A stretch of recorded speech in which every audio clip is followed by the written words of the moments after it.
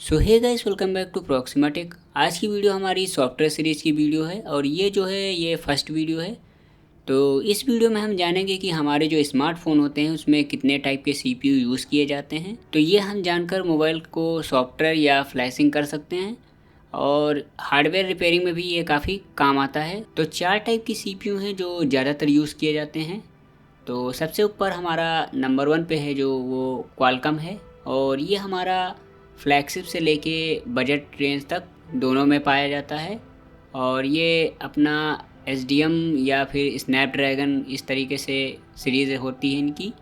और उसके बाद हमारा एमटीके का आता है जिसे हम मीडियाटेक बोलते हैं और ये हमारा फ्लैगशिप से लेके बजट दोनों में आता है। तो ये डेमेंसिटी या फिर हिलियो नाम से सीपीयू यूज़ करते हैं।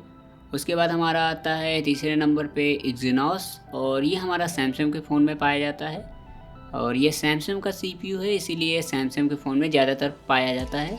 तो हमारा 4 नंबर पे है यूनी एसओसी और ये पहले एसपीडी नाम से आता था और ये एक चाइनीज़ सीपीयू है और ये हमारे ज़्यादातर लो बजट वाले फ़ोन में मिलता है। बाकी कुछ ऐसे भी फ़ोन हैं जो केवल अपना ही सीपीयू यूज़ करते हैं, जैसे कि हमारा सैमसंग एक्जिनोस और एप्पल बायोनिक चिप और हमारा गूगल टेंसर चिप।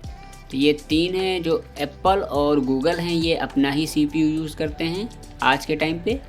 और सैमसंग मिक्स यूज़ करता है, यानी कि ये एमटीके भी यूज़ करता है और क्वालकॉम भी यूज़ करता है और यूनी एसओसी भी यूज़ करता है और अपना भी एक्जिनोस उसको भी यूज़ करता है।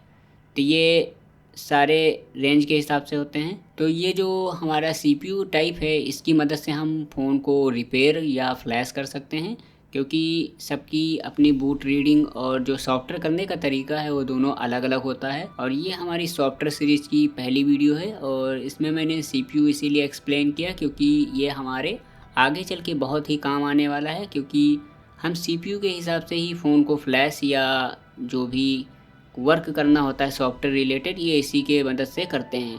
क्योंकि अगर हमें पता ही नहीं होगा कि इसमें कौन सा सीपीयू है तो हम उस पर आगे काम कैसे करेंगे। तो अगर आपको वीडियो ज़रा भी इन्फॉर्मेटिव लगी हो तो वीडियो को लाइक करें।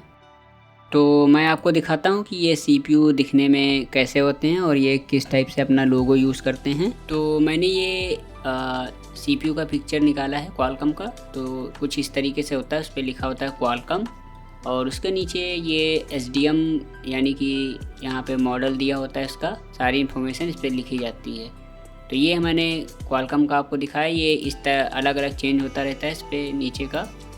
और ये मॉडल के हिसाब से सब अलग अलग होते हैं, कुछ इस टाइप से दिखाई देता है सीपीयू क्वालकॉम का। और इसमें हमारे देखिए एक होता है सिंगल सीपीयू जिसमें केवल सीपीयू होता है, लेकिन कोई कोई सीपीयू ऐसा होता है जिसके ऊपर ही रैम लगती है और किसी किसी में रैम अलग लगती है और सीपीयू अलग लगता है। तो ये हमारा क्वालकॉम का है और मैं आपको एमटीके का दिखा देता हूँ। ये तो ये है हमारा एमटीके का सीपीयू और उसकी यहाँ पे देख सकते हैं मीडियाटेक लिखा हुआ है। उसके बाद ये हमारा MT6765V यानी कि ये इसका मॉडल है। तो ये जो नंबर आपको दिखता है MT65 ये इस टाइप से, तो ये हमारा मॉडल होता है जो अलग अलग सीपीयू का अलग अलग होता है, जिसकी मदद से हम मॉडल का पता कर सकते हैं कि इसका क्या नाम है।